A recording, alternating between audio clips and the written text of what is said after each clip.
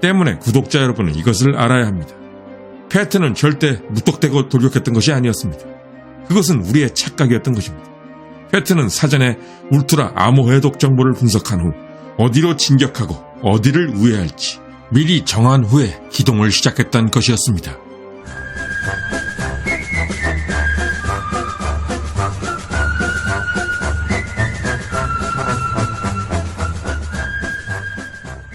시청자 여러분들의 열렬한 성원 부탁드리겠습니다. 지난 컨텐츠에서는 2달이 넘도록 지지부진하게 갇혀있던 연합군이 노르망디 전선을 뚫고 나오게 된 반전의 계기가 되었던 조지 패튼 장군의 전략.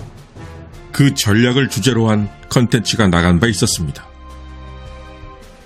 이번 컨텐츠에서는 패튼이 어떻게 판터와 티거를 갖춘 독일군의 막강한 기갑부대를 쳐부수며 그토록 신속하게 진격할 수 있었을까? 즉, 전술적 측면에 대한 것이 주제입니다. 먼저 구독자 여러분께 한 가지 개념을 확실히 해드리고 싶습니다. 왜냐하면 몇몇 구독자 여러분은 패튼의 진격로는 진격하기가 수월하지 않았냐고 생각할 수도 있기 때문입니다. 하지만 이것을 아셔야 합니다. 독일군은 이미 4년간 유럽 대륙의 지배자였습니다. 노르망디 산림작전 이전 연합군이 지상전에서 독일군을 처음으로 이긴 것은 1942년 10월의 엘 알라메인 전투, 그리고 이탈리아 시칠리아 상륙작전, 즉 허스키 작전 정도였습니다. 그러나 냉정하게 말해 이곳들은 부차적인 전선이었고 유럽 본토는 아니었습니다. 그리고 엘 알라메인 전투에서 롬멜은 본국의 지원을 거의 받지 못한 채 거의 개인 능력으로 원맨쇼를 하다시피 하여 패배했던 것이고, 시칠리아에서도 독일군은 전력을 다해 싸웠다고 볼 수는 없었습니다. 따라서 연합군 대 독일군의 진짜 전투는 사실상 노르망디 전선에서의 전투가 처음이라고 볼 수 있었습니다. 더더구나 패튼의 제3군은 히틀러의 명령에 의해 독일 최정예 기갑사단의 대규모 반격에 직면한 적도 있었습니다. 따라서 몽고메리 영국군 지역보다 패튼이 뚫고 지나간 곳에 독일군 전력이 유달리 약했다라고 할 수는 없는 것입니다. 또 하나의 간과할 수 없는 사실은 어차피 미군이 가진 시어먼 전차로는 판터와 티거에 맞서는 것은 사실상 불가능했다는 점입니다. 구대리안 기갑 총감에 미친 듯한 노력으로 당시 서부 전선에서 굴러다니는 독일 전차들, 특히 판터 전차의 숫자는 의외로 많은 편이었습니다. 바로 이전 영상에서 서부 전선에 투입되었던 독일 기갑 차량의 총 숫자가 1,500대라고 말씀드린 적이 있었습니다. 전사에 나오는 이 숫자는 거의 정확한 통계입니다. 다시 말해 독일 전차가 한 대가 나타났건 두 대가 나타났건 그것은 어차피 판터와 티거였기에 특별히 어디가 약하고 어디가 강했다를 따지는 것은 큰 의미가 없다고 봐야 할 것입니다. 그럼 지금부터 패튼이 독일 기갑부대를 어떻게 격파하며 신속하게 진격했는지, 패튼의 전술에 대해 우리가 알지 못했던 재미있는 이야기를 시작하도록 하겠습니다.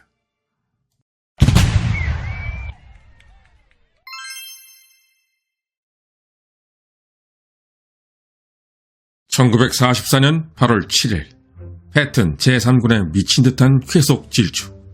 사태의 심각성을 알게 된 히틀러는 독일이 자랑하는 최정예 SS 기갑부대를 주축으로 한 대규모 반격작전을 계획하게 됩니다.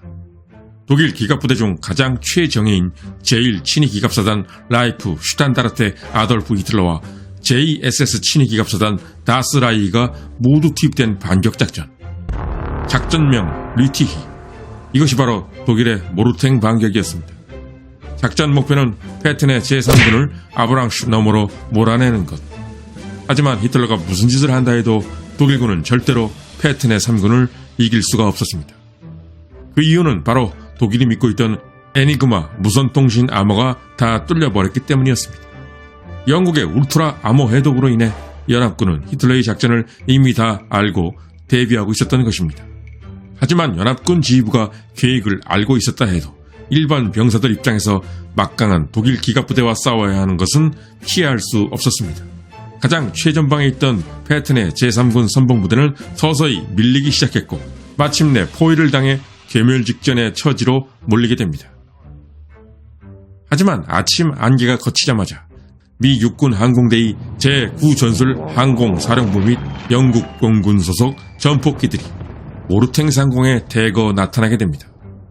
밝은 대낮에, 그것도 완전히 노출된 평지, 파울 하우서가 지휘하는 독일 SS 친위 기갑사단들의 전차들은 하늘을 뒤덮은 연합군 전폭기들에게 너무나 손쉬운 먹잇감이었습니다.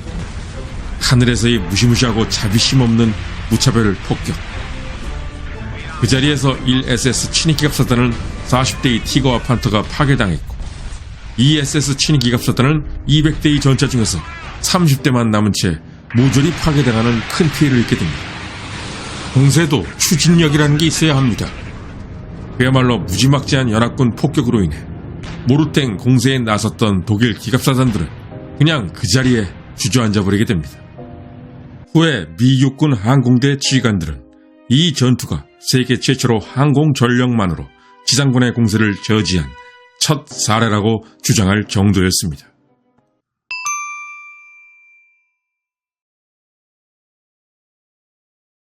사실 패튼이 독일 기갑대를 격파하며 빠르게 진격했던 비밀 중 하나는 애니그마 아모 해독, 즉 울트라 아모 해독 덕택이었습니다.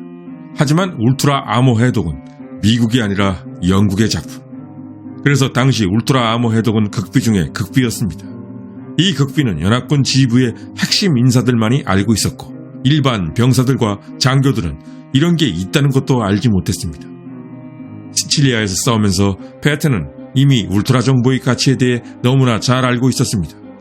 사실 미군의 장성 중에 울트라 암호 해독 정보를 가장 잘 활용했던 사람이 패튼이었습니다. 패튼은 자신의 휘하 장교 하나를 연합군 지휘본부에 파견해두고 그로부터 실시간으로 울트라 암호 해독 정보를 받아봤던 것입니다. 때문에 구독자 여러분은 이것을 알아야 합니다. 패튼은 절대 무턱대고 돌격했던 것이 아니었습니다. 그것은 우리의 착각이었던 것입니다. 패튼은 사전에 울트라 암호 해독 정보를 분석한 후 어디로 진격하고 어디를 우회할지 미리 정한 후에 기동을 시작했던 것이었습니다. 그러한 이유로 패튼의 제3군은 단 한 번도 독일군에게 역습을 당한 적이 없었고, 귀신같이 독일군의 가장 약한 지점을 찾아 송곳처럼 뚫고 신속히 진격할 수 있었던 것입니다. 하지만 패튼의 승리 이유가 울트라 암호 해독 때문만은 아니었습니다. 독일군이 무선 통신을 하지 않을 경우 패튼은 독일군 부대의 의도나 위치를 전부 알 수는 없었던 것입니다.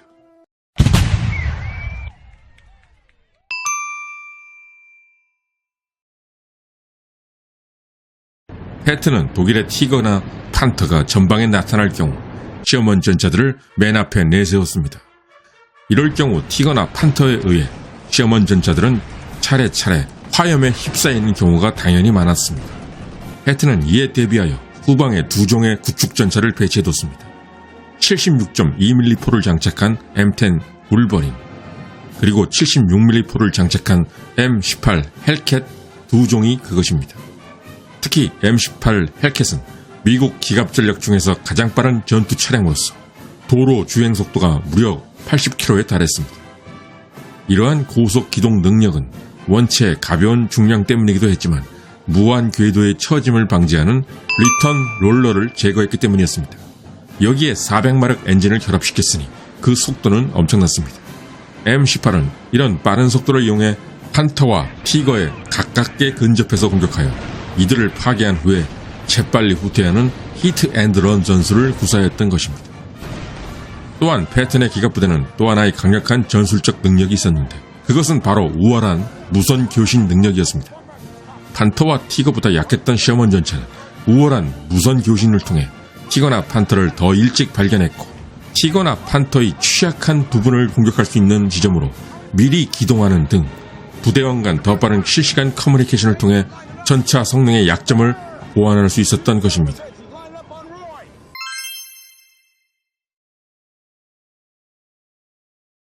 전쟁의 신은 포병이다. 이 말은 소련의 스탈린이 한 말입니다. 실제 2차 대전 당시 소련군이 가장 강력했던 병과가 바로 포병이었습니다. 그런데 특이한 것은 2차 대전 당시 미군 또한 포병이 굉장히 막강했다는 점입니다. 현재 국군에서 가장 많이 사용하는 야포가 바로 155mm 곡사포입니다. 이 155mm 곡사포는 역사가 굉장히 깊습니다. 2차 대전 당시 155mm 곡사포는 패튼의 제3군의 주력 야포로 맹활약을 하게 됩니다. 패튼의 제3군은 M2A1 105mm 곡사포, M1 롱탐 155mm 곡사포를 혼용하여 사용했고, 이들 지원 포병들은 모두 차량화되어 있었기에 신속한 이동에 문제가 없었습니다. 전방에서 티거나 판터가 기습 돌격을 해올 때 날씨가 안 좋아 항공기를 호출하기 어려운 경우 미군은 막강한 155mm 지원 포병을 사용하여 전방에서 돌진하는 독일 기갑 부대를 저지한 적이 매우 많았습니다.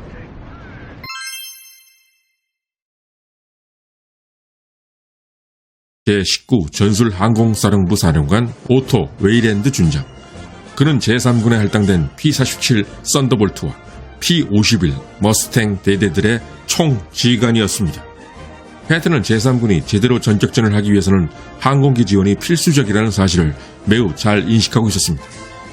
이 당시 공군의 고위 장성들은 지상군으로부터 독립하여 항공대가 독자적인 작전을 펼치기를 원했습니다. 그들은 프라이드가 매우 강했던 것입니다. 이를 잘 아는 패튼은 완벽한 임무형 지휘체계를 구축하여 오토 웨이랜드 준장에게 자유재량권을 100% 부여하게 됩니다. 오토 웨이랜드는 이렇게 말했습니다. 패튼은 지상을 운영하고 나는 하늘을 운영한다. 다음은 오토 웨이랜드 장군의 회고. 나는 전폭기들을 항상 패튼의 제3군 전차들보다 앞서서 전방으로 내보냈다. 그리고 그들은 3군의 진격로를 깨끗하게 청소해 주었다. 그러나 그 와중에서도 잘 위장한 판터와 티거는 항상 살아서 숨어 있었고 이들이 느닷없이 기습 공격을 가하는 일이 많았다. 기습을 받게 되면 진격 중인 선두전차에 언제나 우리의 항공 연락 장교가 탑승하고 있었기에 이 장교는 신속히 지원 연락을 할 수 있었다.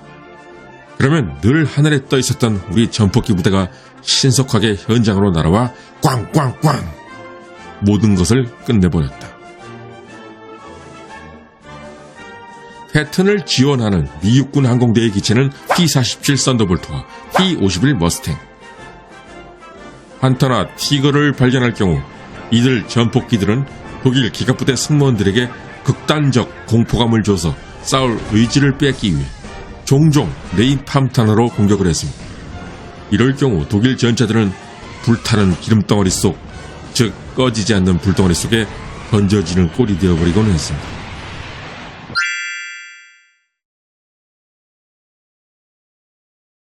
패튼은 제3군의 선봉 전투단에 전차 대대와 기계와 보병 대대를 함께 집어넣었습니다.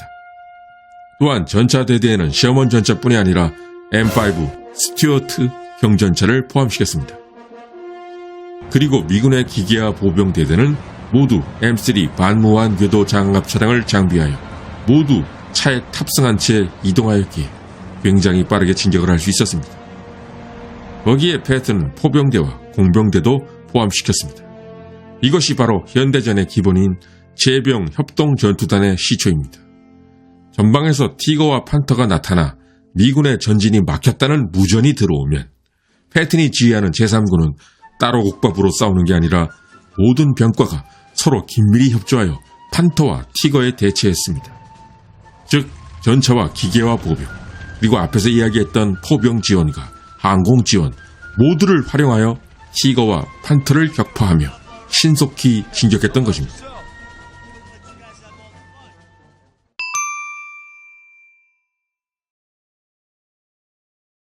패튼과 제3군이 전장에서 활약을 시작한 것이 1944년 8월 1일. 패튼은 아브랑슈에서 출발해 2달 만에 모젤강까지 도달하는 미국판 전격전을 제대로 보여주게 됩니다. 패튼은 이미 전투에 참가하기 전부터 연구해왔던 자신의 기갑전 이론을 실전에서 완벽하게 입증한 셈이었습니다.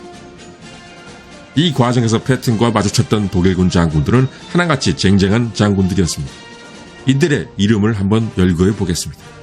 1944년 7월에서 8월 당시 소부전선 총사령관이었던 윈터 폰 클루게, 7군 사령관이었던 파울 하우서, 지휘집단군 사령관이었던 블라스코비치. 이들은 모두 패튼의 전격전에 제대로 된 대응을 하지 못하고 허둥대었고 결국 패튼을 막는 데 실패하였습니다. 하지만 안타깝게도 패튼은 파리 입성이라는 달콤한 열매를 맛보지 못했습니다. 연합군이 노르망디 상륙작전 이후 파리에 입성하기까지 어찌 보면 가장 큰 역할을 했던 것은 분명 패튼과 그가 이끌었던 제3군이었습니다. 하지만 패튼은 파리 입성의 기쁨을 동맹국 프랑스의 르클레르 장군과 브래들리에게 양보할 수밖에 없었습니다. 1944년 8월 25일 이날 미군은 파리에 입성했고 엄청난 환영을 받게 됩니다. 그리고 2달이 넘게 진행돼 왔던 노르망디 상륙작전은 이날 마침내 성공적으로 마무리되게 됩니다. 그리고 가장 공이 컸던 패튼은 다른 미군들이 파리에서 환호하는 그 순간에도 독일군과 치열한 전투를 계속하며 동쪽으로 진격하고 있었던 것입니다. 끝까지 시청해주신 구독자 여러분께 진심으로 감사드립니다. 잊지 마시고 구독, 좋아요, 응원 부탁드리겠습니다.